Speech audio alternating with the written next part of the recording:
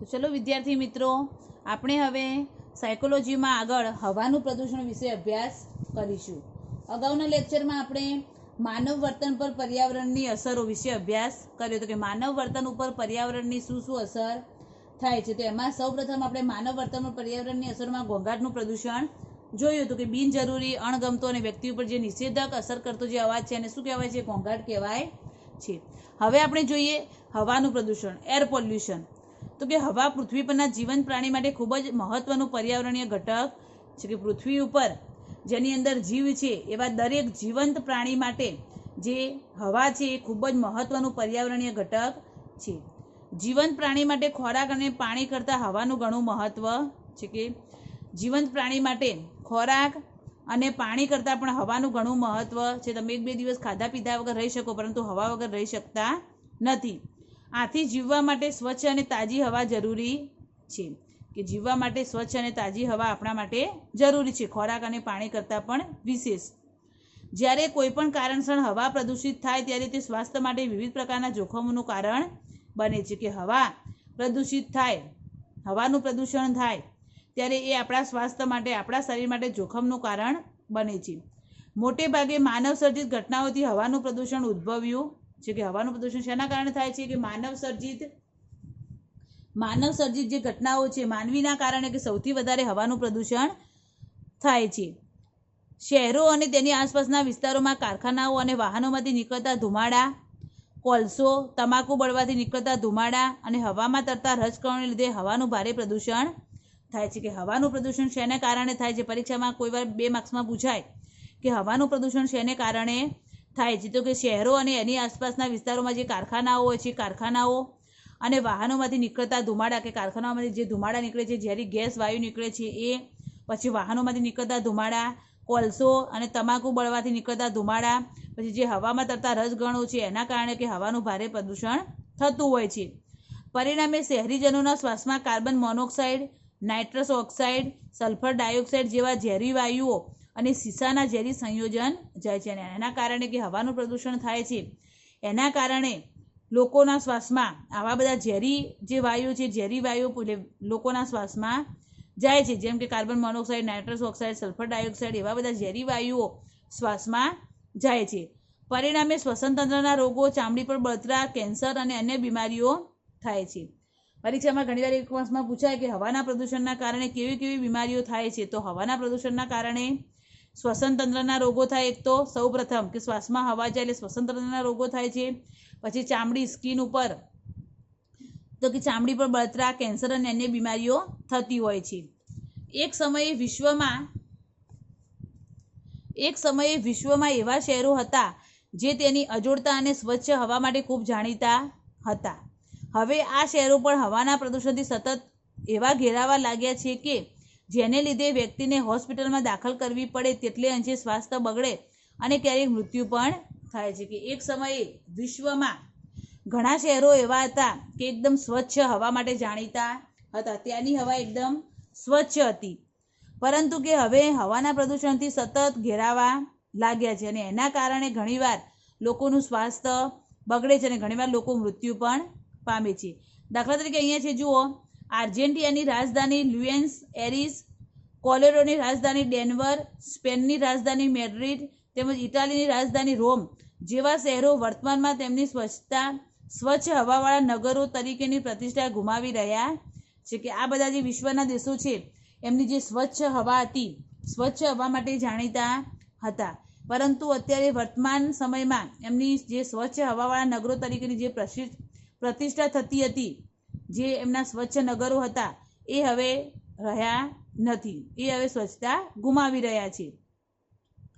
ભારતમાં ભોપાલ, બેંગ્લોર, ચંદીગઢ જેવા શહેરો નકામા ધુમાડાથી ખૂબ જ પ્રદૂષિત શહેરો બન્યા છે. કે આપણા ભારતમાં જે ભોપાલ છે, બેંગ્લોર, ચંદીગઢ એ બધા શહેરો છે એ નકામા ધુમાડાથી ખૂબ જ પ્રદૂષિત શહેરો થયા છે. હવે વર્તમાન સમયમાં સિંગાપુર અને કુઆલાલુમ્પુર જેવા ખૂબ ઓછા શહેરો છે જે વિશ્વ સ્તરે હજી હવા પ્રદૂષણથી મુક્ત છે. કે અત્યારે વર્તમાન સમયમાં ખાલી સિંગાપુર અને કુઆલાલુમ્પુર જેવા ખૂબ જ ઓછા શહેરો છે કે જે વિશ્વ સ્તરે હજી પણ હવા પ્રદૂષણથી મુક્ત છે, એટલે કે ત્યાંની હવા થોડી સારી છે.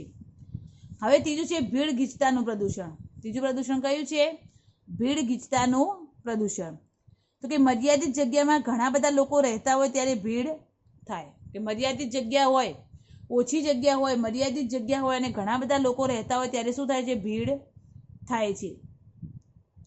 પ્રાણીઓ પરના ભીડ અંગેના આરંભના અભ્યાસોમાં જોવા મળ્યું હતું કે ભીડને કારણે પ્રાણીઓમાં માંદગી અને રોગનું પ્રમાણ વધુ હતું. કે ભીડના કારણે શું થાય છે? પ્રાણીઓમાં માંદગી અને રોગનું પ્રમાણ વધે છે. પ્રાણીઓમાં માંદગીનું પ્રમાણ અને રોગનું પ્રમાણ વધે છે અતિશય ભીડના કારણે. માનવી પરના ગીચતા અંગેના અભ્યાસોમાં જોવા મળ્યું હતું કે ગીચતા માત્ર વૈયક્તિક વર્તન પર જ નહીં પરંતુ સામાજિક જીવનની ગુણવત્તા પણ અસર કરે છે. ગીચતા જે છે એ ગીચતા વ્યક્તિના સામાજિક જીવન ઉપર પણ અસર કરે છે. દાખલા તરીકે જો અહીંયા છે કે 10 બાય 10ના રૂમમાં 7 થી 8 વ્યક્તિઓ રહેતી હોય ત્યારે તેઓના આંતરવૈયક્તિક સંબંધો પર માઠી અસરો થાય છે. કે એકદમ નાનો રૂમ હોય, 10 બાય 10નો રૂમ હોય અને એમાં 8 વ્યક્તિઓ રહેતી હોય તો એમના સંબંધો ઉપર એની અસરો થતી હોય છે. તેઓની પ્રવૃત્તિઓમાં આક્રમકતા જોવા મળે છે. કે એકદમ નાનો રૂમ હોય, ઘણા બધા લોકો રહેતા હોય એટલે પ્રવૃત્તિઓમાં આક્રમકતા જોવા મળતી હોય છે. કે બરાબર કામ કરી શકતા નથી. એટલે કે જગ્યા નાની હોય અને ઘણા બધા લોકો રહેતા હોય ત્યારે ગીચતા થતી હોય છે. અને મર્યાદિત જગ્યા હોય કે માપની જગ્યા હોય અમુક લોકો રહેતા હોય ત્યારે ભીડ હોય છે. તેઓની પ્રવૃત્તિમાં આક્રમકતા જોવા મળે છે. મદદ કરવાના વર્તનમાં પણ શું થાય છે? ઘટાડો થાય છે. એકબીજાને મદદ કરી શકતા નથી. મદદ કરવાના વર્તનમાં શું થાય છે? ઘટાડો થાય છે. તેમજ પીછેહટના લક્ષણો પણ જોવા મળે છે. વ્યક્તિ બરાબર કામ કરી શકતી નથી. ભીડને લીધે આવી અનેકવિધ નિષેધક અસરો થાય છે. કે ભીડને કારણે આવી ઘણી બધી અસરો થતી હોય છે. ભીડના કારણે ભીડ એ વ્યક્તિલક્ષી રીતે મોટી સમસ્યા છે. ભીડ એ મોટી સમસ્યા કહેવાય, વ્યક્તિલક્ષી સમસ્યા કહેવાય, બહુ મોટી સમસ્યા કહેવાય છે ભીડ એ. ઘણા સંશોધકોના મંતવ્ય મુજબ જકડાઈ જવાની વ્યક્તિલક્ષી લાગણીના સંદર્ભમાં ભીડ શબ્દનો ઉપયોગ થાય છે. ભીડમાં શું જકડાઈ જાય એવું લાગે કે અતિશય ભીડ એટલે લોકો ભેગા થઈ જાય, જકડાઈ જતા હોય એવું લોકોને લાગતું હોય છે. કેટલાક લોકો ભૌતિક ગીચતાને ભીડ તરીકે જોતા નથી. તેથી કોઈ એક સ્થળે ઘણા લોકો ભેગા થતા હોય તે માટે ગીચતા અને એકબીજાથી બહુ પાસે હોવાથી ધક્કામુક્કીનો અનુભવ થતો હોય તે માટે ભીડ એવા બે શબ્દોનું પ્રયોજન કરવામાં આવ્યું છે. કે ભીડ અને ગીચતા બંને શબ્દો અલગ અલગ છે. ભીડ કોને કહેવાય અને ગીચતા કોને કહેવાય? બંને શબ્દો અલગ અલગ છે. તો જુઓ કે ગીચતા કોને કહેવાય? તો કે કોઈ એક સ્થળે ઘણા લોકો ભેગા થતા હોય તે માટે ગીચતા. કે કોઈ અમુક સ્થળ હોય, જગ્યા બહુ મોટી હોય પણ લોકો પણ વધારે હોય પરંતુ અતિશય ભીડ ના થતી હોય તો કે કોઈ એક સ્થળે ઘણા બધા લોકો ભેગા થતા હોય એને ગીચતા કહેવાય. અને ભીડ કોને કહેવાય? તો કે એકબીજાની બહુ પાસે હોવાથી જે ધક્કામુક્કીનો અનુભવ થાય, કે એકબીજાની એકદમ નજીક હોય, નાની જગ્યા હોય અને અતિશય લોકો ભેગા થયા હોય, ધક્કામુક્કી થતી હોય તો ત્યારે ભીડ શબ્દ વપરાય છે. ગીચતા એ દર ચોરસ ફૂટે વ્યક્તિઓની ચોક્કસ સંખ્યાનું નિર્ધારણ કરે છે. ગીચતા એ શું કરે છે? દર ચોરસ ફૂટે વ્યક્તિઓની ચોક્કસ સંખ્યા બતાવે છે. ભીડ એ વ્યક્તિઓની એકબીજાની અડોઅડ હોવાની સ્થિતિનો નિર્દેશ કરે છે. કે ગીચતામાં શું હોય કે જગ્યા હોય એ પ્રમાણે લોકો હોય છે. એટલે કે દર ચોરસ ફૂટે વ્યક્તિઓની ચોક્કસ સંખ્યાનો નિર્દેશ કરે છે. જ્યારે ભીડમાં એવું હોતું નથી. ભીડમાં તો જગ્યા નાની હોય તો પણ લોકો ઘણા હોય છે. એટલે કે ભીડ એ વ્યક્તિઓની એકબીજાની અડોઅડ હોવાની સ્થિતિનો નિર્દેશ કરે છે. કે ધક્કામુક્કી થતી હોય છે. ગીચતામાં સંઘ કે જૂથ ભાવના વધુ જોવા મળે. ગીચતા હોય ત્યાં જૂથ ભાવના હોય કારણ કે ઘણા લોકો હોય, સાથે જગ્યા પણ બહુ મોટી હોય. એટલે કે ગીચતામાં શું હોય છે? જૂથ ભાવના જોવા મળે છે. પરીક્ષામાં 1 માર્ક્સમાં પૂછાય છે ઘણીવાર આ પ્રશ્ન કે જૂથ ભાવના શેમાં વધુ જોવા મળે? ભીડમાં કે ગીચતામાં? તો શેમાં આવે? ગીચતામાં. જૂથ ભાવના શેમાં હોય? એકબીજાને મદદ કરે, એકબીજાને કામ કરાવે, એકબીજાનો સંપર્ક થાય, એ બધું શેમાં હોય? ગીચતામાં હોય છે. એટલે કે ગીચતામાં જૂથ ભાવના વધુ હોય છે. જ્યારે ભીડમાં તો શું હોય છે? ધક્કામુક્કી હોય છે. એટલે કે ભીડમાં જૂથ ભાવના હોતી નથી. ભારત અને વિદેશોમાં થયેલા અભ્યાસો દર્શાવે છે કે ભીડની વ્યક્તિના કાર્યકર્તૃત્વ પર, આંતરવૈયક્તિક સંબંધો પર, કે ભારત અને વિદેશમાં જે સંશોધનો થયા એ સંશોધનો બતાવે છે કે ભીડની વ્યક્તિના કાર્યકર્તૃત્વ પર શું થાય છે? અસર થાય છે. ભીડના કારણે વ્યક્તિ બરાબર કાર્ય કરી શકતી નથી અને જે કાર્ય કરવાનું એ બરાબર કરી શકતી નથી. પછી આંતરવૈયક્તિક સંબંધો પર પછી આંતરવૈયક્તિક સંબંધો પર તેમજ તેના શારીરિક માનસિક સ્વાસ્થ્ય પર નિષેધક અસર થાય છે કે ભીડના કારણે વ્યક્તિના સામાજિક અને શારીરિક માનસિક સ્વાસ્થ્ય ઉપર પણ એની વિપરીત અસર થતી હોય છે. ભીડમાં લોકો સામાન્ય રીતે લક્ષ્ય પ્રાપ્તિમાં અવરોધ, અનુચિત હસ્તક્ષેપ તેમજ માનસિક અને શારીરિક બેચેની અનુભવે છે. કે ભીડમાં શું થાય છે? તો કે ભીડમાં લોકો સામાન્ય રીતે લક્ષ્ય પ્રાપ્તિમાં અવરોધ, કે એમનું જે લક્ષ્ય હોય, જે ગોલ હોય એ લક્ષ્ય પ્રાપ્ત કરી શકતા નથી, એમાં અવરોધ આવે છે. અને શારીરિક અને માનસિક રીતે પણ લોકો થાકી જાય છે, બેચેની અનુભવે છે. ગીચતા મોટે ભાગે સામાજિક વર્તનને અસર કરે છે. ગીચતા મોટે ભાગે જે સામાજિક વર્તન હોય એને જ અસર થાય છે. એના કારણે રેલવે સ્ટેશનના પ્લેટફોર્મ કે રેલવે સ્ટેશનના પુલ પર દરેક વ્યક્તિ પોતાના રસ્તા શોધવામાં વ્યસ્ત હોય છે. ત્યાં આપણને અપરિચિત કે પરિચિત વ્યક્તિને પણ મળવાનું મન થતું નથી. ગીચતાની પરિસ્થિતિમાં આપણે લોકો સાથે વાતચીત કરવાનું કે મળવાનું ટાળીએ છીએ. કે રેલવે સ્ટેશન હોય, પ્લેટફોર્મ હોય, એના ઉપર કે ઘણા બધા લોકો હોય, બધા જ લોકો પોતપોતાના કામમાં વ્યસ્ત હોય કે પોતપોતાના રસ્તા શોધવામાં જ વ્યસ્ત હોય છે. ત્યાં આપણને કોઈ વ્યક્તિ પરિચિત મળે કે કોઈ વ્યક્તિ અપરિચિત મળે તો કોઈને પણ આપણને મળવાનું મન થતું નથી. ગીચતાની પરિસ્થિતિમાં આપણે લોકો સાથે વાતચીત કરવાનું કે મળવાનું ટાળીએ છીએ, કે આપણે જોઈએ તો પણ આપણે એમને બોલાવતા નથી, વાતચીત કરતા નથી. આવી પરિસ્થિતિમાં દરેક વ્યક્તિ પોતાની જાતને બીજી વ્યક્તિથી મુક્ત રાખવા ઈચ્છે છે અને મળવાનું નિવારી શકાય તેમ ન હોય તો લોકો વાતચીત ટૂંકાવતા હોય છે. કે આવી ગીચતા હોય ત્યારે દરેક વ્યક્તિ પોતાની જાતને બીજી વ્યક્તિથી મુક્ત રાખવા ઈચ્છે, એટલે કોઈની સાથે વાત કરવા વ્યક્તિ માગતી નથી. અને જો કોઈ વાર મળવાનું થઈ જાય તો લોકો ટૂંકમાં જ વાતચીતને પતાવી દે છે. હવે આગળ છે નવો પ્રશ્ન, માનવ વર્તનની પર્યાવરણ પર અસર. કે હવે માનવીના વર્તનની પર્યાવરણ ઉપર શું અસર થાય છે? પેલું શું હતું? પર્યાવરણ પર, માનવ વર્તન પર પર્યાવરણની અસર હતી કે માનવીના વર્તન ઉપર પર્યાવરણની શું અસર થાય છે. અને હવે માનવ વર્તનની પર્યાવરણ પર અસર, કે માનવીનું વર્તન કઈ રીતે પર્યાવરણને નુકસાન કરે છે. માનવીનું વર્તન કઈ રીતે પર્યાવરણને નુકસાન કરે છે. માનવ વર્તનની પર્યાવરણ પર અસર. તો ધ્યાન આપો એમાં. તો કે પર્યાવરણના મનોવિજ્ઞાનની વ્યાખ્યા વર્તન અને ભૌતિક બાબતોની આંતરક્રિયાના સંદર્ભમાં આપવામાં આવે છે. આ આંતરક્રિયા દ્વિમાર્ગી છે. પર્યાવરણની આપણા વર્તન પર અસર થાય છે અને આપણું વર્તન પર્યાવરણને અસર કરે છે. કે પર્યાવરણની આપણા વર્તન ઉપર અસર થાય અને આપણું વર્તન શું કરે છે? પર્યાવરણને અસર કરે છે. અહીં આપણે માનવ પ્રવૃત્તિથી પર્યાવરણ પર થતી અસરો વિશે સમજૂતી મેળવીશું કે પર્યાવરણ ઉપર માનવીનું વર્તન શું અસર કરે છે.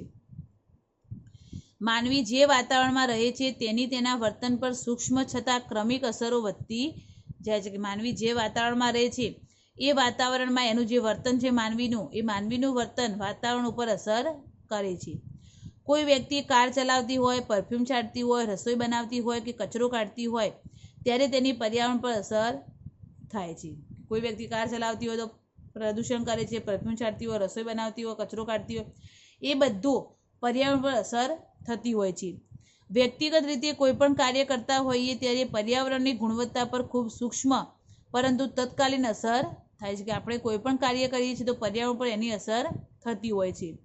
પૃથ્વી પર રહેતા અબજો લોકો એ કે આ બીજી રીતે પર્યાવરણને ખરાબ અસર પહોંચાડતા રહે તો સરવાળે પર્યાવરણમાં નોંધપાત્ર રીતે પ્રદૂષણ થશે. કે પૃથ્વી પર રહેતા દરેક લોકો ગમે તે રીતે પર્યાવરણને જો ખરાબ અસર પહોંચાડશે તો શું થશે? એના કારણે પર્યાવરણનું પ્રદૂષણ થશે. આ પ્રદૂષણની આપણા જીવન પર પ્રતિકૂળ અસરો જોવા મળશે, જેથી સમગ્ર વિશ્વમાં દરેક વ્યક્તિએ લાંબા ગાળે ગંભીર ભયનો સામનો કરવો પડશે. જો પ્રદૂષણ વધી જાય છે પર્યાવરણનું અતિશય, તો લાંબા ગાળે આખા વિશ્વમાં દરેક વ્યક્તિએ ગંભીર ભયનો સામનો કરવો પડશે. કે પર્યાવરણનું પ્રદૂષણ વધશે તો લોકો બરાબર જીવી શકશે નહીં. પર્યાવરણના પ્રદૂષણના કારણે માંદગીઓનું પ્રમાણ વધી જશે, એના કારણે લોકો બરાબર જીવી શકશે નહીં. જે જીવનને આધાર આપે છે તેમજ જીવનને આગળ ધપાવે છે એવા પર્યાવરણમાં માનવ પ્રવૃત્તિઓથી અપરિવર્તનશીલ અને હાનિકારક ફેરફારો થઈ રહ્યા છે. કે જે જીવનને આધાર આપે છે, પર્યાવરણ, વાતાવરણ આપણા જીવનનો આધાર છે, આપણા જીવનને આગળ વધારે છે, તો કે એને આપણે પ્રદૂષિત કરીએ તો એ ચાલે નહીં. હવે આપણે જોઈએ કે માનવ વર્તનની પર્યાવરણ પર અસર, માનવીનું વર્તન પર્યાવરણને કઈ રીતે અસર કરે છે. તો પહેલું છે કુદરતી સંસાધનોનો દુરુપયોગ, કે સૌપ્રથમ આપણે શું કરીએ છીએ, જે કુદરતી સંસાધનો છે કુદરતી સંસાધનોનો દુરુપયોગ કરીએ છીએ, એનો બરાબર સારી રીતે ઉપયોગ કરતા નથી, એનાથી પણ શું થાય છે, પર્યાવરણનું પ્રદૂષણ થાય છે. તો કે પર્યાવરણમાંથી કુદરતી રીતે પ્રાપ્ત થતી સંપત્તિની ચોક્કસ મર્યાદાઓ છે. હવા, પાણી, ખોરાક, બળતણ વગેરે તમામ પદાર્થો પર્યાવરણ દ્વારા માનવજાતને મળેલ અનમોલ ભેટ છે. કે આપણને હવા કુદરતી રીતે મળે છે, પાણી, ખોરાક, બળતણ એ બધું કે પર્યાવરણ દ્વારા આપણને મળેલું એક અણમોલ ભેટ કહેવાય છે. માનવ જીવનના અસ્તિત્વને ટકાવી રાખવા માટે તેનો યોગ્ય ઉપયોગ અને સંગ્રહ ખૂબ જ જરૂરી છે. કે માનવીનું અસ્તિત્વ ટકાવી રાખવું હોય, માનવ જીવનના અસ્તિત્વને ટકાવી રાખવું હોય તો એના માટે જે હવા, પાણી, ખોરાક, બળતણ, જે કુદરતી મળેલી વસ્તુઓ છે એનો ઉપયોગ સારી રીતે કરવો, યોગ્ય એનો ઉપયોગ કરવો અને સાથે સાથે એનો સંગ્રહ પણ જરૂરી છે. મોટે ભાગે આપણું વર્તન પર્યાવરણ માટે અનિચ્છનીય હોય છે. આપણી પ્રવૃત્તિઓ અને ક્રિયાઓથી થનાર નુકસાનને ધ્યાનમાં લીધા વિના આપણે એવું વર્તન કરતા હોઈએ છીએ જે પર્યાવરણની વિરુદ્ધનું અને આપણા અસ્તિત્વ માટે જોખમી છે. કે મોટે ભાગે બધા જ લોકોનું વર્તન પર્યાવરણ માટે અનિચ્છનીય હોય છે. આપણે એવી પ્રવૃત્તિઓ કરીએ છીએ, એવું વર્તન કરીએ છીએ કે જેના કારણે શું થાય છે, પર્યાવરણને નુકસાન થાય છે. પર્યાવરણના નુકસાનને આપણે ધ્યાનમાં લેતા નથી, એમ જ આપણને જેમ મન ફાવે એ રીતે આપણે વર્તન કરતા હોય છે, પરંતુ એના કારણે પર્યાવરણને શું થાય છે, નુકસાન થાય છે. અને પર્યાવરણને નુકસાન થાય છે તો આપણા અસ્તિત્વ માટે ખૂબ જ જોખમકારક છે, ખૂબ જ જોખમી છે.